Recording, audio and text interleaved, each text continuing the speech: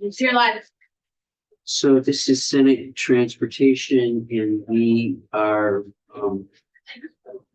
talking about mileage-based user fees again. And Patrick, you've been leading us all through this, so if you could start off and. Thank you. For the record, Patrick Murphy, State Policy Director at the Agency of Transportation. I'll just briefly introduce the presentation that we're going to hear from UVM Transportation Research Center. So this is a part of our grant work and things that we've discussed over the past couple of years.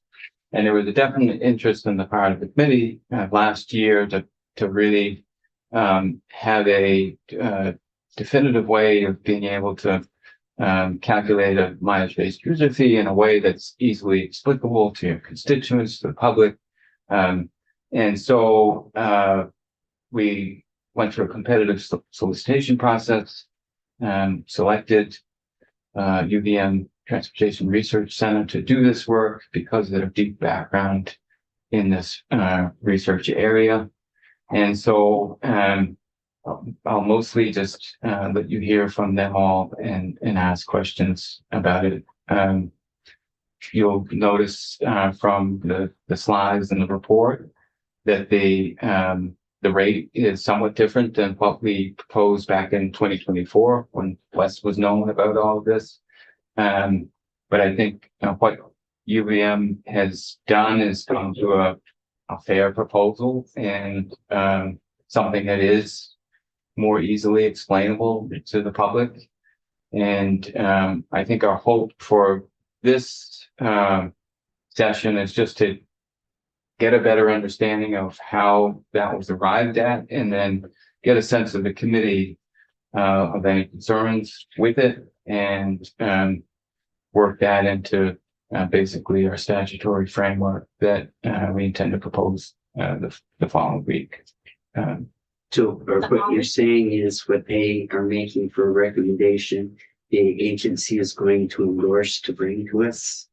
Yes, so that is what we would incorporate if, we're going to present as well to the House Transportation Committee. If the sense of both committees is that this is a path forward, we would incorporate that language into the framework that we'll submit next week. Wait, so we are going to get language on this? Yes. Yeah. Wow. Okay, wait. I had not anticipated that. That's actually a huge positive. Yeah, I mean, in order to hit January 1, 2027 deadline, we need statutory language to do that. And it would only Yes, be in the sure. T-bill. It's not usually. T-bill, right? Okay. Yeah. Okay. Okay, so with that, I'll hand it over to the Transportation Research. Thank you. All right, and we sent slides for the day for those. So, Yeah, you can log into the Zoom thing and then we can share them, share your screen. yeah. You, all right. Well, Claire pulls it up, I'll just, Claire's gonna do the presenting, so. Okay. So why don't you both go up front or? Hold on. I'll send it. Thank you. There are two chairs. Is there, There's a fully true. all right. Okay, cool. Oh, it's chair shuffle. That's so exciting. Those were example. I thought since it wasn't. It's probably on, it's on like the. Very last week. She was Oh, in play. Claire, Dot Nelson. All right, well, that's being set up. I am Dr. Greg Roengold. I'm the director of the UVM Transportation Research Center and faculty in civil and environmental engineering. I'm Claire Nelson. I'm a research analyst at the University of Vermont Transportation Research Center. We've been, just for background on mileage fees, we've been researching this stuff for a long time. We've given national webinars on mileage fees. We've coordinated just a couple of different states who are researching mileage fees, written multiple papers about them. So we have a fairly good background in this area and are happy to answer questions about the research that we've been doing, as well as what some other states are doing as well, if that's of interest. And I'm just gonna Yeah, so our prior work in this area too was funded by USDOT, and the National Center for Sustainable Transportation, which Great. is a partnership with UC Davis, Georgia Tech, and USC and UVM. And but we've focused on evaluating how user fees like this might affect more rural states and other places in different contexts. We've also looked at public perception of the mileage fees and gas taxes. We've published research papers about that. And we've talked about And a if little we're bit of that. I with think. mileage fees to the public as well. So. I was like, I just out of the loop. Wait a day. I didn't even know you existed. I went to UVM. I'm a transportation nerd. How did I not know? Oh my gosh. Well, now you do. It's great that you're here. Yeah. I think we presented some of our mileage fee stuff, the House committee last session. I think It's just the moving. center's been in existence now for In one form or another for 40 or more years. a while long. Yeah. 40?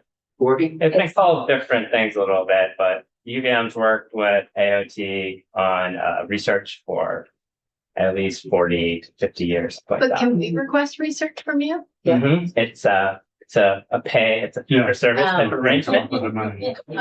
They get, Well, they don't really pay us over here much, so Well, That- you have state, I don't want to do. So we work through contracts and grants with AOT to form research and there's Senator Chittenden was on the committee, he was often Yeah. bringing him in and talking about how to yeah, get them more funding, more work. they changed the name to Research Center probably 15 years ago. And I can't remember what Nick likes to be called now, but Nick Littman was had your position at the Research Center then, and she had served in the House for 10 years. Oh, wow. yeah. That's a great connection between. Yeah, I'm only the most recent of a long line of a lot of people have stepped in and run the center over the years. Cool. Yeah. Okay, so I guess we'll jump into it. Happy to talk more about the center too, if that's of interest. So today we're going to be talking about just our mileage fee rate setting recommendations. This is what we contracted with the AOT about. Let's see. Did I just stop sharing? Wrong button once. Okay, so for just kind of lay of the land here, this is probably very familiar to all of you, but we're seeing declining revenue from our gas tax. The y-axis here is showing the gas and diesel tax plus the revenue from flat EV fees that the state has implemented. So that's the BEVs and the PHEV infrastructure fees that people pay at registration annually. We're seeing this declining revenue for a couple of different reasons. Not only are there more fuel efficient vehicles on the roads, which means we're getting less revenue for every mile people are traveling, but also there's more EVs, which is just less revenue overall. They're not buying gas or diesel.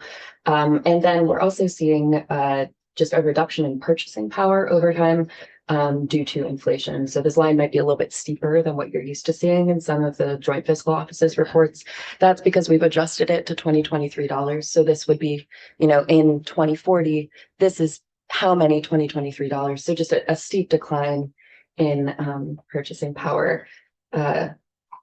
This plot is also in our reports too, if you need. Even if we adjusted all of these fees to inflation, which would kind of cover the part of the revenue decline, the purchasing power issue, we would still be seeing reductions because there's less gasoline being consumed, less gasoline and diesel being consumed overall. So inflation is part of the issue. And then the other part of it, which the state is hoping to address with mileage fees, is the just reduction in gasoline consumption, reducing our revenue.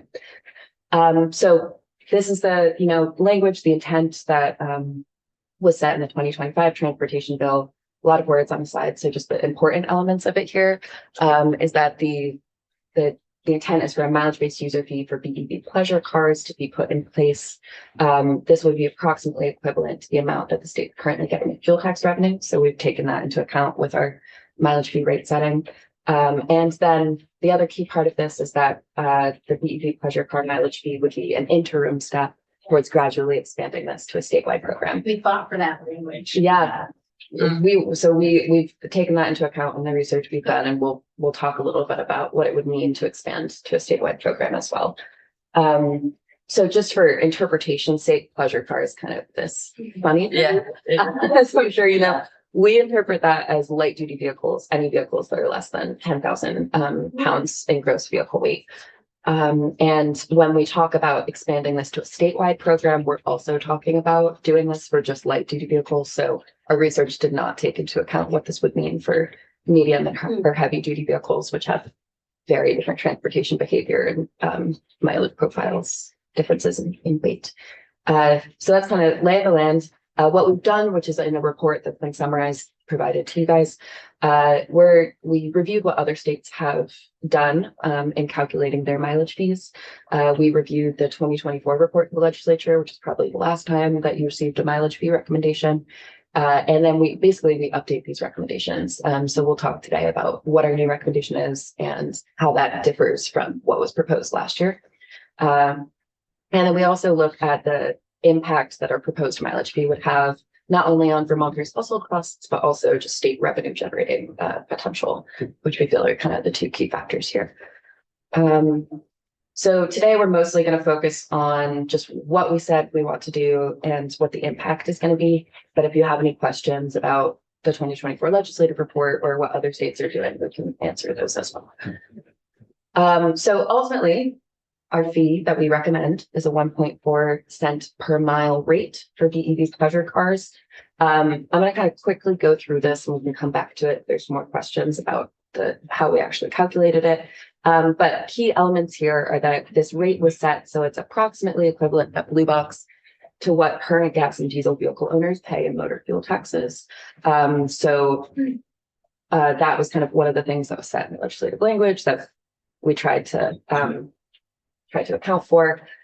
We use the equation that we use is the state gas tax, which is dollars per gallon divided by the average fuel economy miles per gallon. So then you get dollars per mile. We use a 5-year average state gas tax because that kind of accounts for some of the fluctuations in short-term gas prices that feed into the MFTIA and MFTA. And we can go into the specifics of how we calculated the average fuel economy for vehicles. It's tricky. There's not great data on average fuel economy. We used the Vermont inspection and registration records.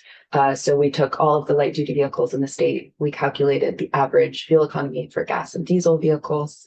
And then we used distance weighting, which controls for the fact that each car travels different amounts of miles. They consume fuel slightly differently. So this is basically a way to create a better understanding of actual realized mileage or realized fuel economy on the roads, as opposed to what the EPA assumes every vehicle's fuel economy is in their standardized tests. So. Yeah. At 1.4 cents per mile. Yeah. The other states that have done this. Yeah. So for example, Virginia, who has done the calculation but they instituted all of their stuff at 85% of the total. Where would the 1.4 that you come up with here relate to? Or is there an easy way to compare it to what other states have done?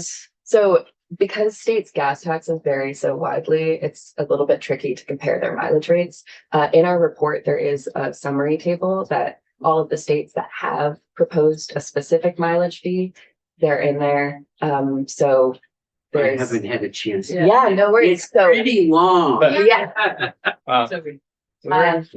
But I know that Virginia's mileage fee does come out to about 1.3 cents, 1.4 cents per mile.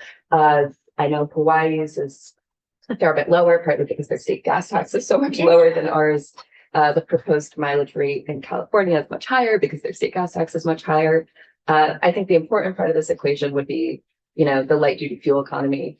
And most states have found something pretty similar to what we've found with, variations depending on their vehicle fleet. But the average light duty vehicle fuel economy that we calculated was 23 miles per gallon in 2023. So for the 2023 data, it's 23. Nice to remember. So you can kind of compare across other state calculations. But, and I think the main thing in response to that is the intent, this method here was an attempt to get as close as possible to the actual per mile price that people who have gas and diesel vehicles currently pay every month. So accounting for how much they drive and the exact vehicles they're driving. That was the intent here. So that would be as close as possible. Yeah. So just some key differences between the 2024 legislative report on the left here and our report on the right. There's a difference in how we calculated the state gas tax. We used this 5-year average to account for fluctuations in the market price of gasoline. They had just used the gas tax from the most recent quarter. They used data from 2013 to calculate the fuel economy, which was the last time that the gas tax was increased. We use the most recent data because otherwise, if you calculate a mileage fee based on 2013 data, that means average fuel economy was 19 miles per gallon. Your mileage fee is going to be a lot higher. Yeah. So BEV cars on average would be paying a lot more per mile than gas and diesel cars right now. So with that consideration in mind, we used the most recent data so that as soon as you implement this, it's going to be pretty comparable annual costs between BEVs and gas and diesel cars. They had done some additional fuel economy calculations that we just kind of updated with our best knowledge on how to calculate appropriate averages. And then kind of some of the bigger considerations, they talked about how to account for the additional administrative costs of a mileage fee program. Right here on the bottom left, they recommended increasing this per mile rate to account for the additional administrative costs. We do not recommend that. We think that, a mileage fee administrative costs are more likely to scale with the number of vehicles that are registered in the program than the number of miles that any individual car travels. It'll probably be a similar amount if a car travels 5,000 miles a year or 50,000 miles a year to administer them for the mileage fee. So instead of increasing a per mile rate, we recommend increasing maybe a vehicle registration or inspection fee to account for that additional cost, or just a flat mileage fee administrative cost that people who are part of the program would pay. The specifics of that are up to you, but key takeaway is that we don't recommend adjusting the actual rate for that, and just including it as a separate thing. Additionally, in the 2024 report, they did not really talk about adjusting the mileage fee to inflation, whereas in our report, we talk about that a lot. We will show some thoughts in a second, but basically we feel it's very important to index this fee to inflation, and we'll show some reasons for that. So this kind of overall summary, we do recommend indexing the fee to inflation, and we do recommend these more per vehicle flat fees for administrative costs. We don't recommend any rate-based adjustments for weight or fuel economy, which we can talk more about. Quick comment on weight.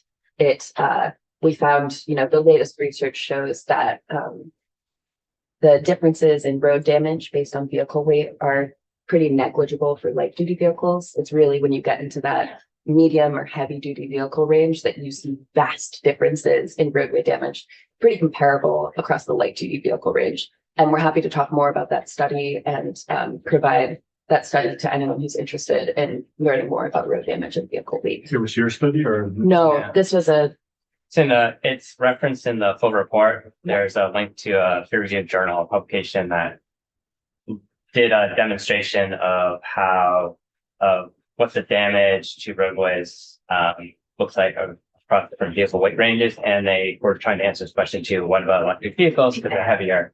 And there's no real difference in the light duty range. The damage goes with horsepower of weight, so it's like a big nothing in that. So at the tiny tail end where the light duty vehicles sit, very, very similar.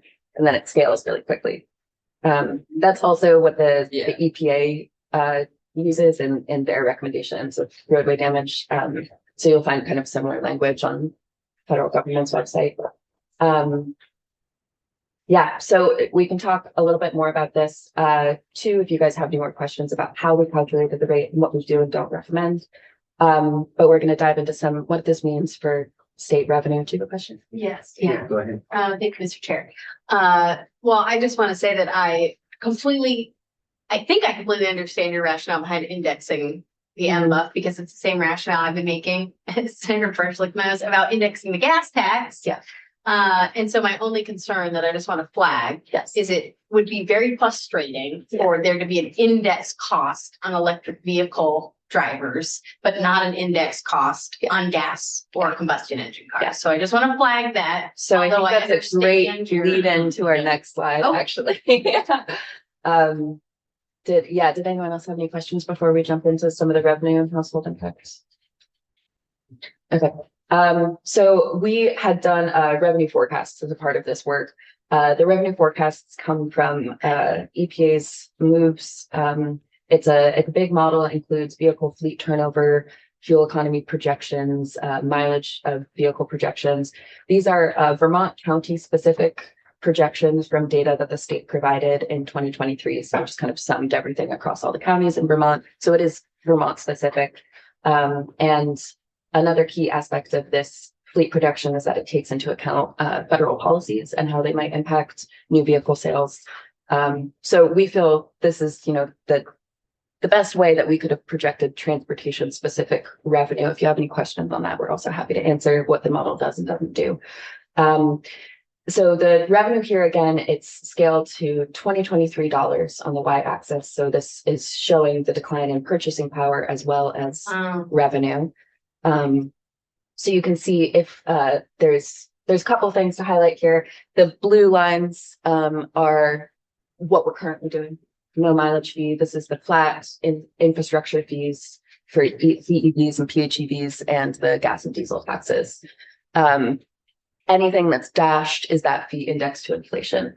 So the current fee is blue, the yellow, yellowish orange is if we were to only implement a mileage fee for BEVs, which is the state's current trajectory in the next year. And the pink line is a statewide, every registered vehicle on the roads pays. Every light duty vehicle, sorry, because we're just focusing on light duty. Thank you. So kind of key takeaways here. Even if we were to, index everything to inflation, under our current situation, we're still going to see a decline. So this is kind of accounting for the effect of purchasing power. This is just due to the reduction in fuel consumption from BEV and PHEV and HEV adoption and the increase in fuel efficiency of vehicles. So, mileage fees are a pretty important part of the Vermont transportation equation for just making sure that we're maintaining our state revenue. But the other part of this too is you can see there's a massive difference in purchasing power when you adjust for the account, when you adjust for inflation. So there's a couple of different measures of inflation. For this one, we use the National Highway Construction Cost Index. That is. Our JFO staff person, there's two that he always references, and it's the construction one is much steeper versus the one that we typically. The CPI is and in our report, we have a table that compares the different measures of inflation if you're interested, and talk about when we would recommend applying different ones. Kind of main takeaway there is we recommend looking at the transportation budget, seeing what your biggest budget items are, and then adjusting it based on the inflation measure that best measures the change in cost from your largest budget item, because that's what you're putting that money towards. Yeah. So I was gonna say we recommend dealing with inflation, but we haven't recommended a specific index. Yeah. We've done our calculations with the construction index, and this is an average. This is actually a 4% inflation rate. This is what's being shown here. Mhm. That's based on the last 10 or 15 years. from It's sort of average. 2003 to 2025, Because those whatever that is. Construction 20 years. costs index spiked in the last couple of years, but we're using like a longer term. Okay. And then you could, in principle, right, you could make a composite index of the CPI and construction costs. If you could say 50-50 salaries and, administrative costs and other construction, you could do something like that. And we'd be happy to talk more about how we could, if this is an area that you guys want to go and explore, what would it mean to adjust to different inflations, we'd be happy to do more specific and robust revenue calculations as well. Yeah, so that's kind of what we see for our revenue situation. Happy to answer more questions about this at the end too. What this would actually mean for Vermonters' household costs, kind of who you're applying this to. So on the left here, we have some common vehicles registered in the state of Vermont. This is from the Vermont registration and inspection data from the DMV. This column here is showing the cost per mile on average that these vehicles pay, assuming they all travel 10,000 miles a year, just so we can like normalize the cost per mile. So you can see the more fuel efficient vehicles like the Nissan Leaf, the Toyota Prius Prime, they all pay closer to 0.8 cents per mile currently. Whereas internal combustion engine vehicles, the gas and diesel ones, pay more. They're paying 1.3 to 1.8 cents per mile. So obviously with a mileage fee program, everyone would be paying the same amount per mile. This is kind of part of the discrepancy amongst cost per mile payments that a mileage fee would help solve. On the far right here, you can see if we were to apply a mileage fee, what that would mean in annual dollars per year that these cars are paying. So these cars that are currently paying, less than 1.4 cents per mile at recommended mileage fee would obviously see cost increases. So that would be on average about anywhere from $65 to $80 a year more for these BEV and PHEV owners. For gas and diesel vehicles, we would see, less fuel efficient vehicles will see lower costs. This could mean they would actually see cost savings every year, which is the blue ones going this way, $50 a year less, $25 a year less. And some would see, moderate increases in costs, again, scale of like $9 a year. This is, Did you, yes. for the cost for the BGVs, you would need I guess you don't have I guess the lead. Did you include the maintenance fee, This would be a replacement or the when you're talking about annual costs different, the infrastructure fee? So the infrastructure fee is the current taxes, and the mileage fee would be replacing the infrastructure fee. So it's all, the $65 does include that 89. Yeah. Yeah. If you were to transition from the flat fee to a mileage fee, Yeah. $65 a year. Can I just flag, I don't Yeah. like that, and I'm not Good friend. happy about that, because one of the main motivators in our climate action plan for getting folks to make the conversion to less air polluting, better vehicles for our environment is the cost is less.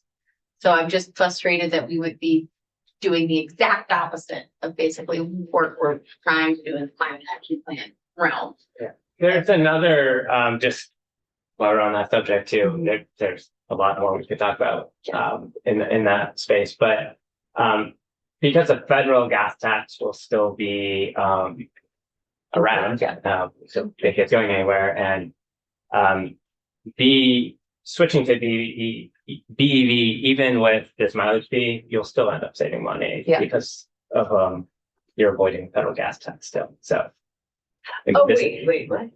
these So are all just the state tax. gas tax. Oh, do you have a slide with the federal taxes on it? No, because we haven't looked at the federal, what that would mean for in the total gas tax that you're paying. We're just paying attention to the state portion. Okay, so I guess maybe a more clear way to say it is the state of Vermont would be disincentivizing in some regard with this fee structure, but the overall cost because of federal gas tax, you would still see a lower amount than a combustion vehicle. And I think in other research we've done in the past, and you can see here too, but I think that another thing to think about too, like yes, any additional cost obviously disincentivizes someone to purchase that thing or use it.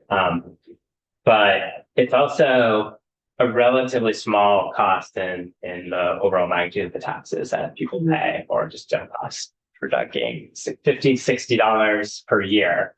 This is for 10,000 miles of driving. So it's, to kind of put that in perspective, we did national survey research where we asked people about perceptions of gas tax and mileage fees. And one of the things that and we did, it was a type of study where we asked people what they think about these different options, and then we give them background information about the fact these fees go into trust funds that just pay for transportation, and then we give estimates of like what you actually pay. And a lot of people think they pay a lot more in gas tax than they actually do, right? It's a relatively, compared to your property tax or sales tax or income tax, it's tiny. And so that, Making more of an argument to raise the gas tax, not necessarily just though. I would just say that it is a big difference, $60. My mom has a Toyota Prius and she's Yeah. on a fixed income. Yeah. And that matters, $60 does matter. yeah, so I'm just saying the point of these slides information is to give you this context of here's what these numbers are. And our goal is just to give you all this information. In addition to the federal taxes, like if you have a Subaru Outback and you switch to the Leaf, you're gonna save money with the difference Mhm. between the two. Yes. That's true. Yeah, When we set it for 89, I was thinking we set that at like half of what we thought the average Yeah. car pays around. Which is about, you basically nailed it. It is about half. It would be Yeah. doubling the cost base. So the 65 is less than if we had Mhm. made it $190 a year. So just to put this in a different framing, those are the most popular vehicles, but households travel differently than individual vehicles do. So we have in our report broken out by a bunch of different ways that you can look if you have a community of concern that you're interested in. It might be in our report, in our tables. This is a table of 1-car and 2-car households with different vehicles in them. So, we have our EV in the green, PHEV in the pink, and then gas or diesel vehicle. They look like cars, but they could be cars, they could be trucks, they could be SUVs. It's just an icon. And we see that, on average, the gas and diesel vehicles, this would be under like a statewide transition. So any vehicle paying a mileage fee, gas and diesel vehicles will see just like a small bump, $10 a year on average. This is due to the fact that we rounded our fee to the nearest tenth of a cent. It was 1.36 cents per mile. We rounded that to 1.4. So that means on average, people are going to pay just a little bit more than they would with our gas tax. Currently, we can answer the questions about that too. The more fuel efficient vehicles, PHEVs, EVs, will see that closer to $50 to $65 a year bump. But this, you can see in the bars around it, this varies. Some people might actually see cost savings with an EV every year. Some might see larger cost increases. There's a lot of heterogeneity in the way that people travel and use their vehicles. So averages are one part of the picture. The actual individual context is a different one. yeah, and I would point out there's more detailed tables in the report, and these calculations are carried out for every actual vehicle on the road today in Vermont and for each household. So this is based on the real fuel economy of these vehicles and their actual annual mileage from the odometer readings. So using the same type of data you would actually collect to implement the mileage fee. And so that's These are like the real expected Vermonter costs. And these are present day rates. Yes. Our joint fiscal office had done research over time, and the amount of money spent per household, per vehicle, it's the lowest it's been since the 1920s. The lowest percentage of household vehicles. Interesting. yeah, I mean, that's because the gas tax has been Hasn't an been excise tax instead of a sales tax. And so another thing to point out, Federal like, one has been increasing since in 1997. thinking about the inflation adjustments too, right? That we don't have to deal with this with all of the taxes that we have, because an income tax and sales tax basically adjust themselves for inflation, right? As prices go up, salaries go up, and so we don't have to worry about it. But when you charge an excise tax on quantity of something, then if you don't, and that's it, inflation, right? It's just always just kind of lose purchasing power immediately and then and forever. Or you put the pressure on the people who are currently in positions of power to increase it, which Or is never you have to revisit the tax Yeah. every session, which would Yeah. be, we know doesn't happen. So just commenting quickly on the fact that we did use actual Vermonter data here. We have some maps in the report too that are showing using this data in Vermont, aggregated to protect individual people's privacy. Of course, there's at least in every one of these hexagons, at least 50 cars. So you can't, zoom in and say that Bob, my next door neighbor, is not paying his fair share. So we can see that currently in Vermont, and it might be a little hard with the glare, but you can see darker colors around some of the main kind of cities in Vermont. That would be people are paying less cost per mile currently under our current fee structure. So the gas tax, diesel tax, and BEV and PHEV fees. That's because they take on more fuel efficient vehicles. In the more rural areas, rural drivers are paying more, partly due to owning less fuel efficient vehicles. Wait, so darker is, you're paying, Lower cost per mile. okay, so in a way, but less fuel efficient vehicles. So it's, No, It's so not a direct fuel economy plot. It's they're paying less per mile currently. The travel less, And the reason what the travel less. so it's been normalized per distance. So this is, I think what you were saying is, it's basically a map of average fuel economy. Yeah, Think oh, about it okay. in that way, Yeah. right? So in more urban areas, you'll more likely have smaller cars, more fuel efficient cars, so the cost per mile is lower. And some of the warmer colors on the map are in the more rural areas where people more likely have bigger cars. Yeah. Older cars that are less fuel efficient, so they're paying more per mile. So this is the current geographical look at who's paying more and less. So the place paying the most is this little red, or this little orange, light, peach color in the middle. basically those people have What district is An it? amount. yeah. And then it's fees. As opposed to like all costs. Well, it's the BEV fee and Yeah. the gas tax, so we just call it fee. Yeah. Okay. That was just our Right. simplified Okay, English. but it's not Yeah. like the cost of the fuel itself. No, it's just Just the the gas district. tax, the diesel tax. Yeah, so this is the fees. Yeah. Yeah, so that's just a Yeah, different thing. and when But you I get thought to it rural was- areas too, right? Samples, how many households are in one of these little hexagons, is smaller, so it's more. Like a Always. hexagon in Burlington might have 700 vehicles in it, and then that one might have 50, but all of them have at least 50. So mileage fee, obviously kind of a boring map. Everyone pays the same amount per mile, right? The more important part of this would be the cost differences. So we can see in those more city-centered areas, Orange is paying more per year. We can see that in kind of the more rural areas around Vermont, people will on average be paying less per year with a mileage fee program. Interesting. Yeah, it's because, most people in rural areas currently pay less than 1.4 cents per mile because their vehicles are less efficient. So they're paying more in gas taxes than they would with the mileage fees. Yep. So If we yeah. can push along toward the end, we're gonna, This is.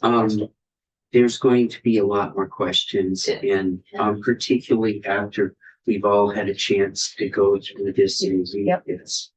And we don't necessarily need you back in the room, but we will Zoom your teams or something to get you Sure. on the screen. But the assumptions behind all of this, before we get to the floor to do something, we will, want to come back to this and do that. Sure. And this for us is more technical, and I'm saying this for the committee members, will be in, the T-bill for us. T-bill for us will be the second half of this year. Okay. So we probably won't be into this until the end of March, maybe early in April. Okay. So, and there's so much here that we're gonna need, we will have you back probably in that time frame for a little refresher, but with more time going into the details of assumptions. Sounds good. But I think we should head to the end in that. This is the last slide. So, Yeah, I've said a lot to the committee before, that we have a short-term problem and we have a longer term. The overall getting to miles travel is really part of the long-term solution to all of this. But your points here deal with that shorter term in between. So why don't you end with that? You want to take the last set? You've been talking too much. Yeah, so I mean, the big pic, two of the takeaways here is mileage fees aren't going to be enough by themselves because of inflation, because these are, per mile, per gallon, they face the same problem that they're going to continuously need to be adjusted. And so we would recommend in the report, we drew together a formula you could put in your language, but to put the inflation adjustment as part of the rate calculation so that you don't have to come back to it every year, and it can just adjust itself like a sales tax or like income tax does naturally. And then out of state revenue, I'm sure, is on your mind when you think about changing the gas tax and particularly transitioning everyone to mileage fee at some point. Out of state travels, I think 20 to 30% of travel in the state. So you would need to capture that. And there are ways to do that that are relatively straightforward. There are more complex ways to do it, but simple ways is keep the gas tax, and then you can either Vermonters can get refunded for the gas tax at the end of the year, or when you go to collect the mileage fee, you could account for the gas tax already paid and then either refund or pay the difference. And different states are playing out the same sort of scheme. And you would use the same information you're already collecting to charge a mileage fee to estimate someone's estimated gas tax, like we've done our own calculations. So there's nothing about Vermont implementing its own mileage fee that would prevent it from so continuing to capture revenue from out-of-state drivers. This is great. You will be coming back. Patrick has us on retainer for a few months, so we're And one of the reasons it will be later is we will have to deal with it in a T-bill. The T-bill will not be us till the third week of March. So it'll be somewhat after that. Okay. Yeah. Okay. And we have some budget and capacity to go through, Patrick, but we can look at things a few different ways from some other. There's a specific question that's not answered in the report.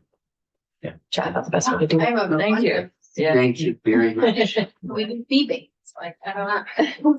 I think we actually have some pictures. There's a lot. In the stretch of trying to get little things out of the way, that might go in the DMV bill. Mike, could you in 10 minutes? Absolutely.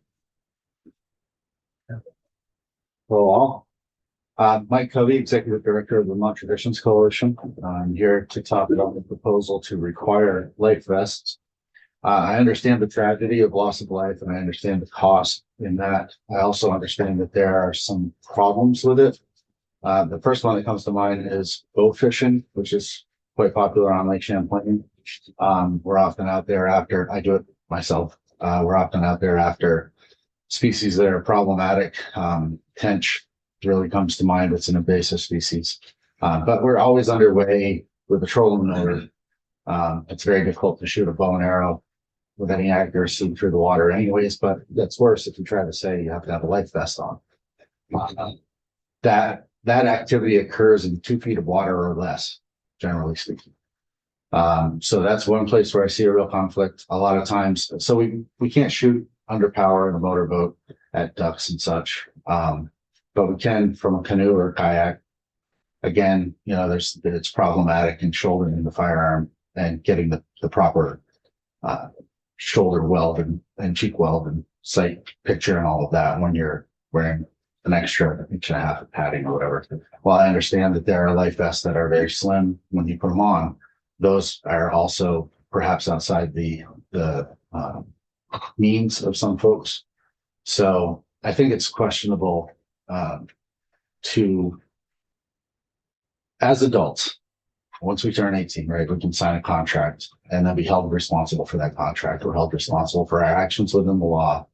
I think we also have to, with those responsibilities, have the autonomy to make our own decisions on some things. And I think this should be one of them. However, I was surprised to find that it's only a requirement to wear a life vest up to the age of 12.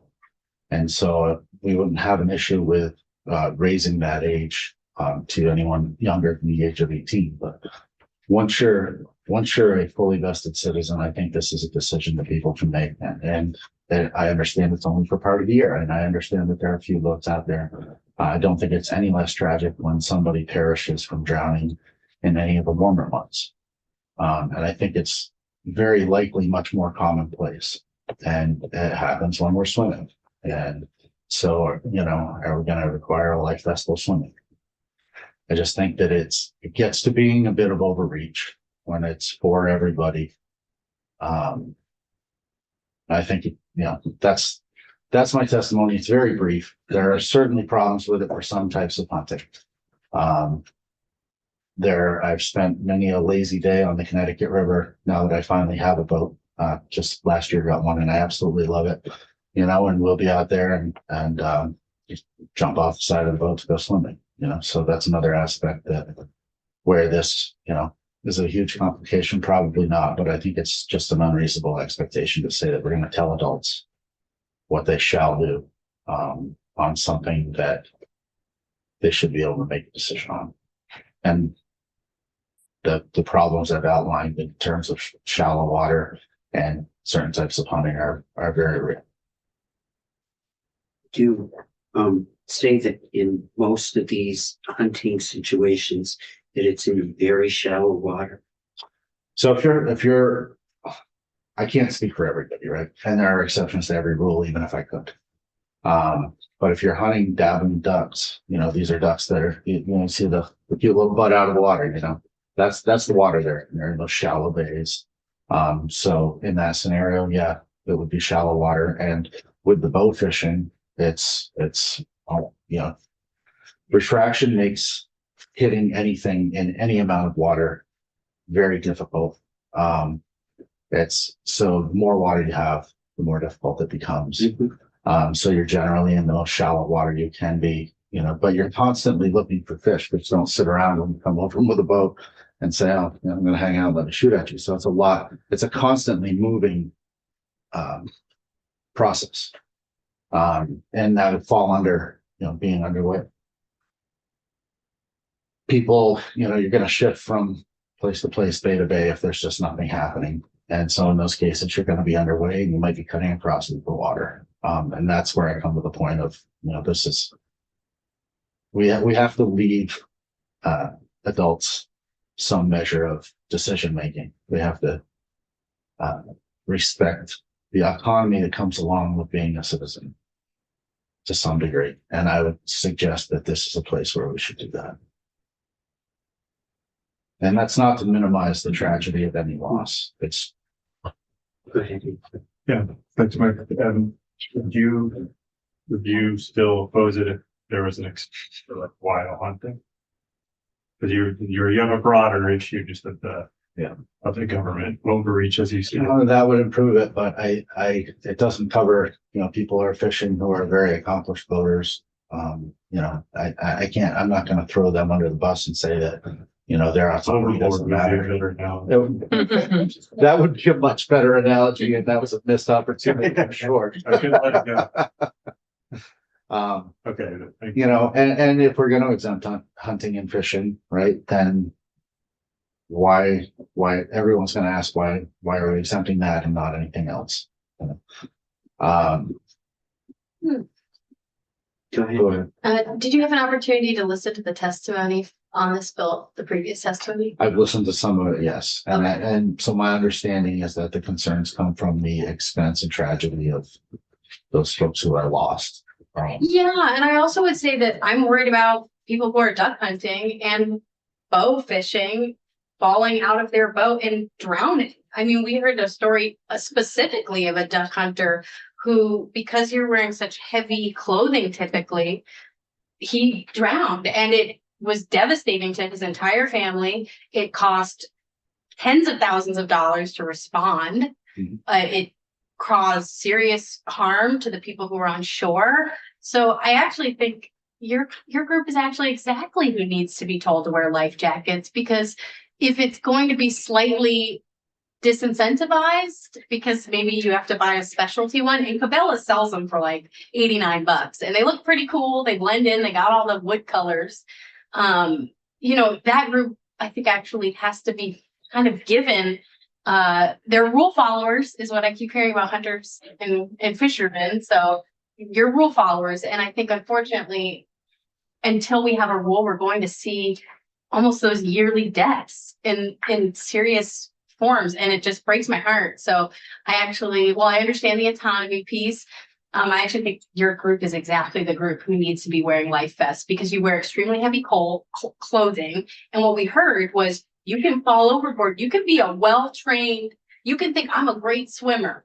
You hit that water, it's 10 seconds before your extremities stop being able to function. So I respect your point, but it feels like that's actually the group of people we need the most protection for, especially if they're going to take someone out who is younger, who's maybe 12, and they're having to wear a life vest, and then grandpa or dad isn't wearing a life vest. That's exactly how that man died. His grandson was in the boat or on shore, properly vested, and he wasn't. So it's like, I hear what you're saying, but we did hear some really compelling testimony, and it's I would hope that even if you don't support this language and you do lobby against it, that you give information to your constituencies of folks who duck hunt and bow hunt about the value of why you would choose to wear life vests in those situations, even if you think it's an independent choice. I swim like the average piece of granite